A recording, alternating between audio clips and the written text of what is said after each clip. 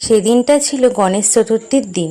তো আমি আর মা এখানে সন্ধেবেলা বেরিয়ে পড়েছি টোটো করে। কোথায় যাচ্ছি সেটা তোমাদের সাথে অবশ্যই শেয়ার করব। আর এখন সেরকম বেরোনোও হয় না।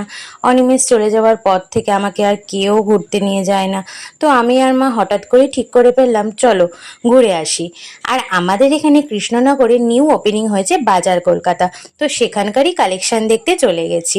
তো বেশ আমার মোটামুটি ভালোই লাগলো, কুর্তির কালেকশনও কিন্তু খুবই ভালো ছিল আর প্রাইসও কিন্তু খুবই রিজনেবল ছিল। তো এখানে আমি একটু আমাকে দেখাচ্ছিলাম, আর প্রচণ্ড ভিড় ছিল। মানে নিউ যেহেতু ওপেনিং হয়েছে, ভিড় তো থাকবেই। আর বাচ্চাদের কালেকশনগুলো দেখে তো উফ, আমার নিজেরই পড়তে ইচ্ছা করছে, এত কিউট কিউট কালেকশন। তারপর মাকে আমি কি যেন একটা বলছিলাম, এরপর ট্রায়াল দিলাম কিছু কুর্তি। তো কি নিয়েছি সেটা বাড়ি এসে তোমাদের সাথে শেয়ার করব। ফার্স্ট দিন বাজার কলকাতা ভিজিট করে সত্যি আমার খুবই ভালো লেগেছে।